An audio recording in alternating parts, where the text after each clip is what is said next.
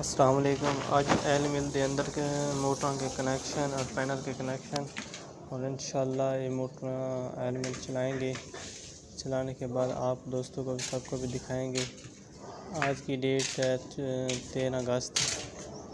आज इस दिन एल मिल में काम हो रहा है, मदीना एल मिल में।